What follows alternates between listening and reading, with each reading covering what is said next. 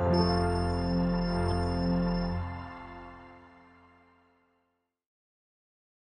굉장히 많이 더웠습니다.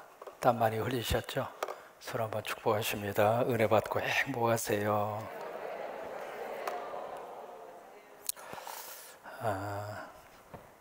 어느 집에 아들이 태어났습니다. 근데 이 아들이 태어났는데 6개월도 되기 전에 아버지가 죽습니다.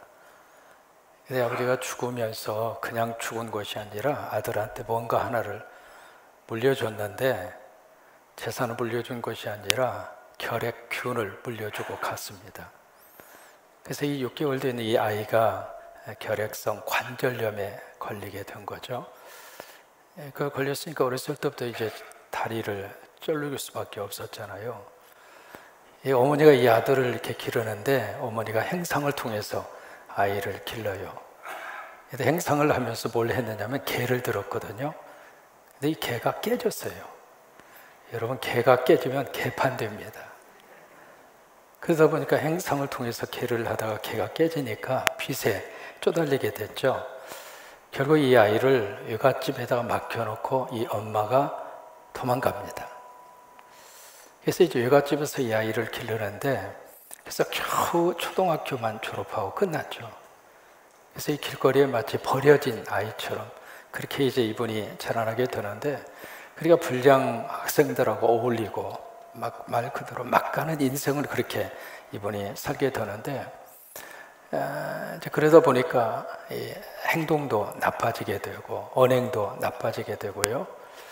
그런 식으로 해서 쭉 이렇게 하다가 한 번은 형사 계장의 아들을 위협을 해서 돈을 훔치려다 그에 걸려서 소년원을 들어가기도 하고, 그러면서 이분이 자라나게 돼요. 자라나게 되는데, 이분이 가정에서도 키운 것도 아니고 사회가 키운 것도 아니고 길거리에서 그렇게 자랐잖아요. 근데 이분이 나중에 소설가가 됩니다.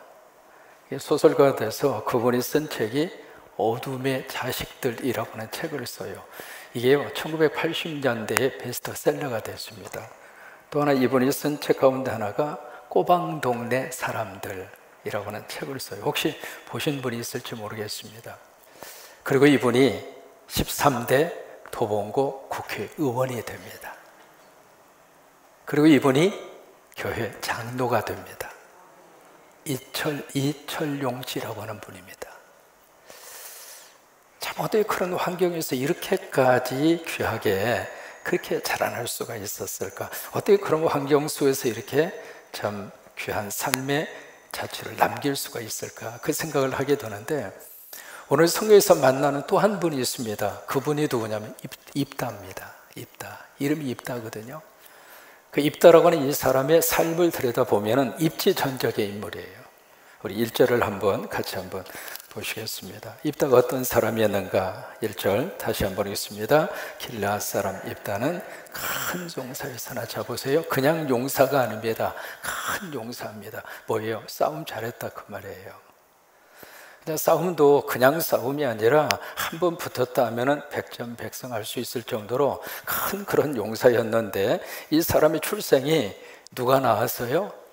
기생이 낳았어요. 그리고 그의 아버지는 길르앗입니다.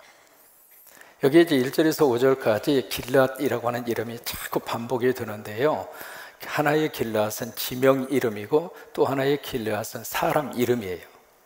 그런데 그의 아버지가 길르앗이고, 그리고 그의 어머니는 이름이 없습니다.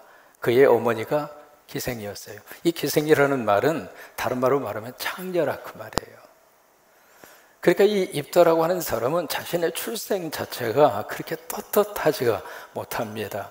그러니까 이 불륜 관계 속에서 낳은 자식이거든요. 그러면 여러분, 자녀들이 이 세상에 태어났을 때 부모를 선택할 수 있는 권한이 있어요, 없어요? 없어요. 태어나 보니까 그렇게 된 거예요. 그러니까 입다 입장으로서는 자기가 선택한 것도 아니고 자기가 그렇게 하도록 그렇게 원한 것도 아니고 태어나 보니까 그렇게 된 거예요.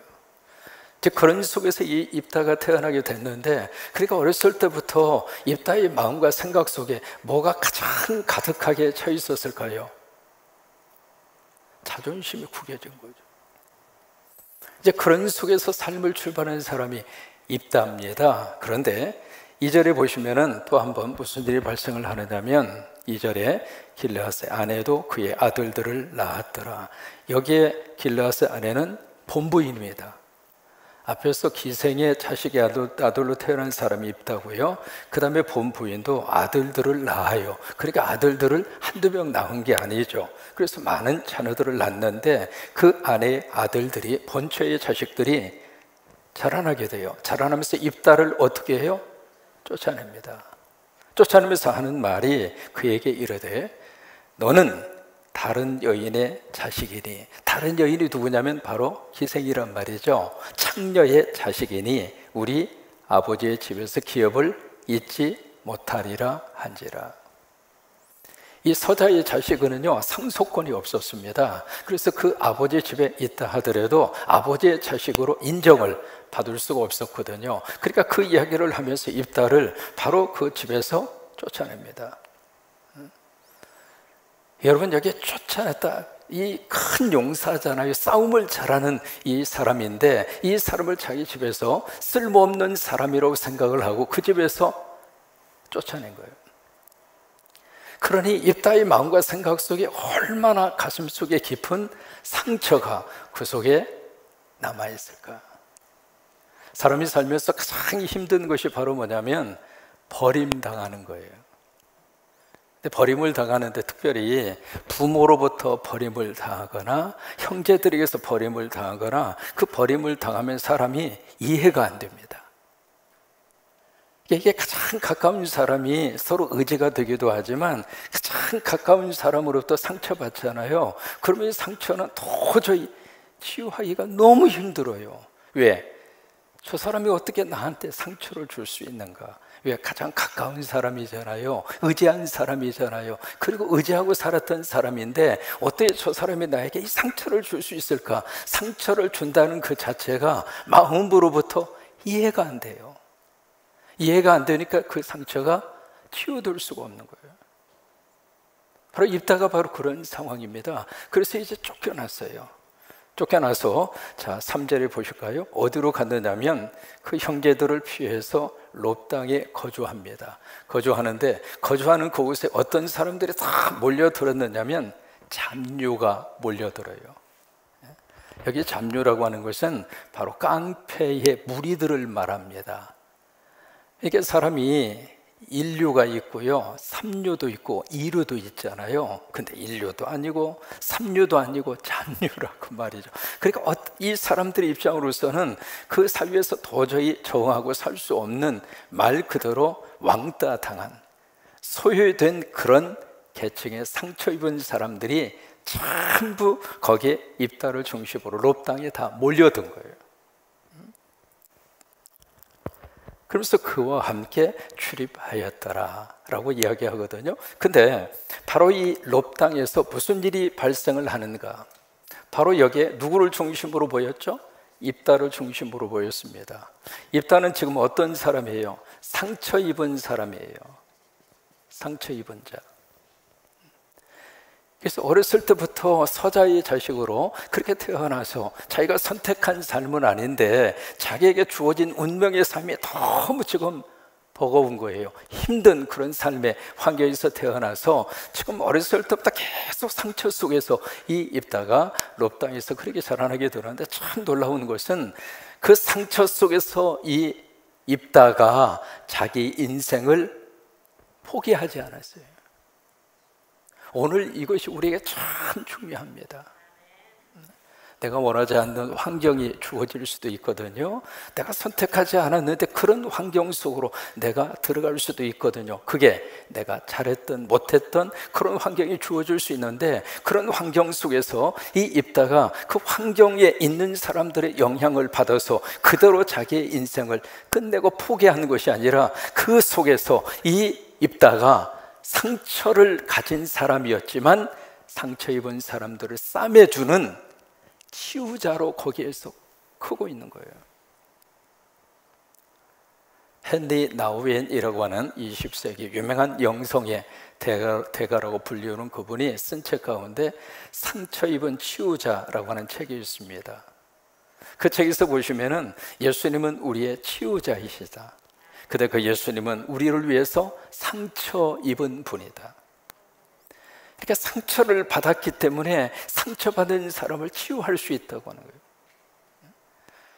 오늘 우리 속에 뭔가 상처가 있으면은요, 그 상처를 딛고 그 상처 입은 사람들을 치유하는 치유자가 다 되시기를 축복합니다. 그 상처 속에 내 인생을 묻어버리지 말고 그 상처 때문에 내 인생을 거기에서 더 이상 앞으로 나가지 못하는 상처에 의해서 내가 그 속에서 엎드려지는 것이 아니라 그 상처 속에서 이 입다는 상처 입은 사람들 속에서 멋있는 하나님의 사람으로 그곳에서 다시 일어서게 됐다고 하네요. 찰스 콜슨이라고 하는 사람이 쓴 책이 있습니다. 그 책의 제목이 백악관에서 감방까지, 제목이 그렇습니다. 이분이 닉슨 대통령 시절에 닉슨 대통령의 1등 참모였습니다. 머리가 아주 비상합니다. 그래서 닉슨 대통령의 전체의 정책을 총괄하고 닉슨 대통령이 가장 신뢰하는 참모 가운데 한 사람이 찰스 콜슨이라고 하는 그 사람이에요. 근데 이분이 그 유명한 워터게이트 사건에 연루가 돼요. 연루가 돼서 그 사건 때문에 재판을 받습니다. 재판을 받고 이번에 감옥으로 투옥이 돼요. 이게 전 세계의 권력을 딱 한 손에 잡고 권력의 세계에 맛을 보던 사람이 가장 밑바닥의 인생으로 떨어진 거예요, 감옥에. 그래서 이제 감옥에 들어가서 감옥 생활을 하는데 그 마음이 얼마나 완악해졌겠어요. 그런데 그 의원 가운데 이 사람을 전도해야 되겠다 생각을 하고 기도를 하고 계속 이분에게 복음을 전합니다. 복음을 전하는데 이분이 마음문을 열지를 않아요. 그러다가 감옥 안에서 이분이 마음문을 열었습니다. 성령의 역사하심이죠. 그래서 감옥 안에서 이제 마음문을 열고 예수 그리스도의 복음을 받아들입니다. 복음을 받아들이면서 그 속에서 내가 감옥에서 뭔가 의미 있는 일을 하자. 그래서 거기 있는 사람들을 막 섬기는 일을 합니다. 그래서 무엇부터 했느냐면 빨래부터 해요. 감옥에서 가장 하기 싫은 일이 빨래인 것 같아요. 그래서 빨래부터 막 해주는데 함께 감옥 생활을 하는 동료들이 이 사람의 행위를 보면서 감동을 먹는 거예요. 그러면서 이분이 내가 감옥을 나가면 장차 이런 사람들을 섬겨야 되겠다. 그래서 이분이 출소를 한 다음에 교도소 선교회를 만듭니다. 그 선교를 만들어서 전 세계를 다니면서 교도소 선교를 하는 그런 멋진 하나님의 사람으로 바꿔졌어요.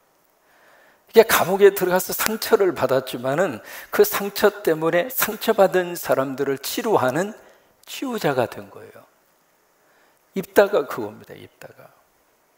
그래서 바로 이 욥당에서 입다는 그런 하나님의 사람으로 멋진 믿음의 용사로 입다가 서서히 그렇게 자라나게 됩니다. 영어 단어에 트리핑 포인트라고 하는 말이 있습니다. 잠깐 한번 써드리면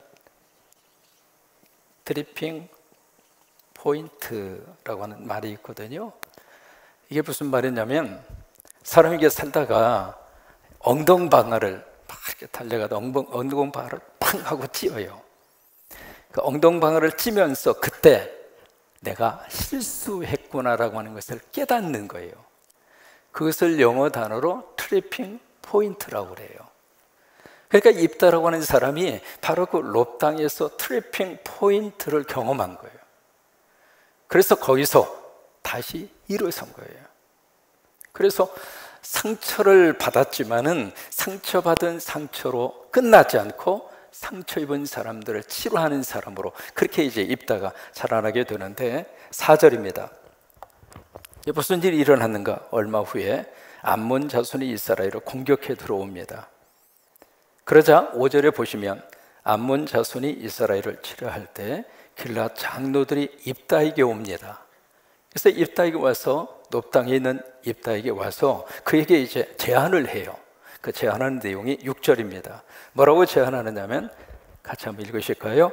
입다에게 이르되 우리가 암몬 자손과 싸우려 하니 당신은 와서 우리의 장관이 되라 하니. 그러니까 지금 암몬 자손을 공격해 왔는데 도저히 이 싸움에서 이길 수가 없는 거예요. 그러다가 저 높당에 여기에 잡류들을 데리고 마치 게릴라성 어떤 부대를 형성하고 그렇게 조직적으로 훈련하고 있는 입다가 있다고 하는 소식을 들은 거죠. 그래서 이제 와서 뭐라고 제안을 하느냐면 우리의 장관이 되어라, 그렇게 제안을 합니다. 그러니까 7절에 입다의 반응이 나오죠. 같이 한번 읽습니다. 입다가 길앗 장로들에게 이르되 너희가 전에 나를 미워하여 내 아버지 집에서 쫓아내지 아니하였느냐? 이제 너희가 환난을 당하였다고 어찌하여 내게 왔느냐? 맞는 얘기죠. 쫓아낼 때는 언제고 지금 아쉽다고 지금 나에게 도움을 요청하러 왔느냐? 입다의 마음으로서는 이런 말을 충분히 할 수가 있잖아요. 그러니까 8절에 길앗 장로들이 입다에게 말합니다. 이제 우리가 당신을 찾아온 것은 우리와 함께 가서 암몬 자손과 싸우게 하려 함이니, 그 다음이 중요해요. 그리하면 당신이 우리 길앗 모든 주민의 뭐가 돼요? 머리가 되리라. 여러분, 머리가 되리라. 그 머리는 바로 뭐냐면 왕입니다. 당신이 싸움에서 이것을 전쟁에서 승리해 준다면, 이 전쟁, 이 싸움에서 우리를, 국가적인 위기에서 우리를 이렇게 구해 준다면 당신이 우리나라의 왕으로 우리가 당신을 섬기겠습니다. 그렇게 제안을 합니다. 그런데 이 제안을 받은 이 입다가 뭐라고 이야기하느냐면 9절입니다. 9절 같이 한번 읽습니다. 입다가 길앗 장로들에게 이르되 너희가 나를 데리고 고향으로 돌아가서 암몬 자손과 싸우게 할 때에 만일 여호와께서 그들을 내게 넘겨주시면 내가 과연 너희의 머리가 되겠느냐 하니, 여기 보시면 누가 그들을 내게 넘겨주시면 하나님이. 그러니까 이 입다가 롭 땅에서 있으면서요, 그의 마음속에 지금 어떤 믿음의 역사가 일어났느냐면 하나님에 대한 믿음이 잡류들하고 함께 있으면서 믿음이 거기서 자라나요. 싸우는 것은 내가 싸우지만 이 싸움을 승리하게 하시는 분은 하나님이라 이 말이에요. 이게 하나님이 넘겨주시면, 하나님이 싸움을 승리하게 하시면 그 고백이잖아요. 그러니까 내가 싸우는 것이 아니라, 내 실력으로 싸워서 이기는 것이 아니라 이 싸움의 성공과 실패는 하나님의 손에 있다. 하나님이 넘겨주시면. 오늘도 우리들에게 이런 믿음의 역사가 있어지게 되기를 축복합니다. 하나님이 도와주시면 건강할 수 있고, 하나님이 도와주시면 코로나로부터 우리가 보호받을 수 있고, 하나님이 도와주시면 북한의 위협으로부터 이 나라를 보호해 주시고. 그러니까 여기 입다의 입에서 이 하나님 여호와께서 그들을 내게 넘겨주시면 벌써 이 믿음으로 이 롭 땅 잡류들 속에서 이 입다가 그렇게 믿음의 영성이 자라나게 된 거예요.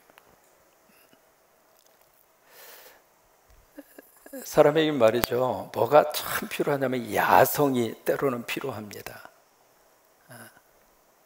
그런데 이 야성은요, 이 온실 속에서는 야성이 잘 자라나지 않습니다. 잡초라고 하는 이 잡초를 보면은 보기에는 좀 그렇다 할지라도 잡초의 생명력은 굉장히 강합니다. 같은 꽃이라 할지라도 온실에서 자란 거하고 야생 들녘에서 자란 거하고 꽃에 대한 향기가 달라요. 꽃의 색깔이 달라요. 과일도 그러잖아요. 그러니까 이 롭 땅에서 이 입다는 어떤 의미에서 그 속에서 야성이 거기서 커지게 된 거죠. 근데 그 야성과 더불어서 이 입다 속에 뭐가 있는가? 영성이 있는 거예요.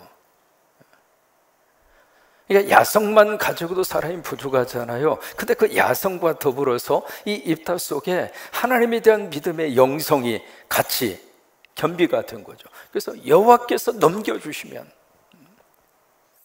그래서 11절에 보시면은 11절 같이 한번 읽습니다. 이에 입다가 길앗 장로들과 함께 가니 백성이 그를 자기들의 머리와 장관을 삼은지라. 입다가 미스바에서 자기의 말을 다 여호와 앞에 아뢰니라. 그러니까 지금까지 했던 그 장로들이 했던 말, 그리고 입다가 했던 말, 모든 말을 누구에게 지금 구하고 있어요? 하나님 앞에. 이게 입다의 믿음이에요. 그러니까 입다는 막 살지 않았습니다. 환경은 그런 환경에서 입다가 자라나고 형제들에게 쫓겨나고 그리고 잡류들하고 함께 살고 그런 속에서도 이 입다가 자기의 생각과 자기의 삶을 그들과 같이 막 살지 않았어요.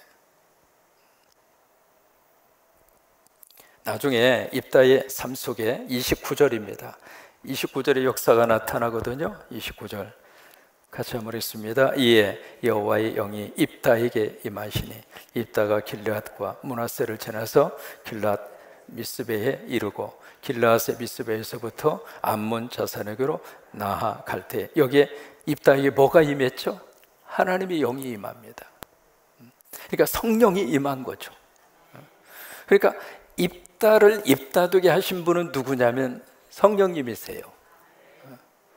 힘으로도 능으로도 안 되지만 오직 나의 신으로 말미암아 되느니라. 성령의 역사입니다. 어제 우리 한국 사람으로서 수학의 노벨상이라고 하는 필즈상을 탄 기사 여러분 보셨죠? 허준희 씨라고 하는 분. 전 세계적으로 수학자들이 모여져 있는 그 속에서 그 상은 참 독특합니다. 40세 이하의 교수에게만 줍니다. 그러니까 40살 넘었으면 그 상을 주고 싶어도 못 받는 거예요. 그러니까 젊은 수학자에게 주는 세계적인 그런 상인데, 그래서 이제 그 필즈상을 가르쳐서 수학의 노벨상이라고 그러잖아요. 근데 그 상을 한국 사람이 받은 거예요. 참 이 한국 사람이 보통이 아닙니다. 머리도 뛰어나고요. 그 수학의 난제 중에 난제를 그걸 어떻게 쭉쭉쭉쭉 다 풀었다고 그러니까 보통 머리가 아니죠. 그래서 세계적인 그 상을 우리 한국 사람이 받았는데, 근데 원래 이제 이 기사를 보니까 한국에 있을 때 이분이 수포자였다고 그러잖아요.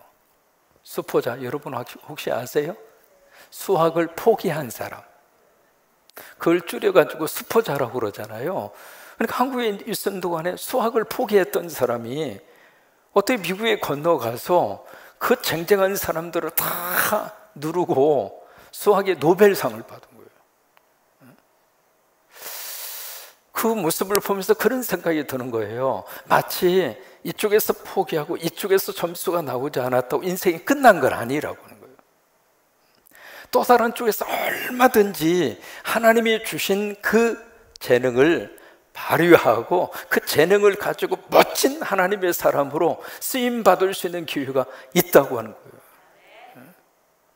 여러분, 우리 모든 자녀들이 앞으로 우리 노벨상 우리가 평화상 하나밖에 없습니다만은 앞으로 노벨상을 받을 수 있는 1순위를 이분을 꼽더라고요. 허준희 씨를. 그러니까 참 사람들이 보기에는 수학 외에는 거의 점수가 다 F였다고 그러잖아요. 이분이 한국에서 대학까지 졸업하신 분이거든요. 그리고 미국으로 가서 유학을 했고요. 지금은 이제 세계적인 그 대학의 교수가 되어서 지금 학생들을 가르치고 있는 그런 분이 됐는데, 그런 것 같아요. 뭐가 한쪽이 안 됐다고 그래서 다 안 되는 게 아니라고 하는 거예요. 입다가 출신이 그러고 형제들에게 쫓겨나고 아버지로부터도 인정을 못 받고, 그래서 잡류들과 함께 섞어서 그가 살았지만은 성령이 함께 하시니까, 성령이 임해 오시니까 이스라엘을 위험으로부터 구원하고, 그리고 그 나라의 너무 위대한 지도자로 하나님이 그를 들어 쓰시더라 이 말이에요. 우리 이철용 전 국회의원을 소개했습니다마는 그분이 많은 우여곡절 속에 나중에 교회 장로가 될 때까지 그 삶 가운데 성령이 역사하신 거죠. 성령이 도와주신 거죠. 그래요. 오늘도 우리들에게도 성령으로 충만히 임하셔서 어떤 출생인가 어떤 환경인가 그것을 뛰어넘어서 멋진 하나님의 사람들로 하나님 여러분 모두를 들어 쓰시게 되기를 주의 이름으로 축원합니다. 아멘.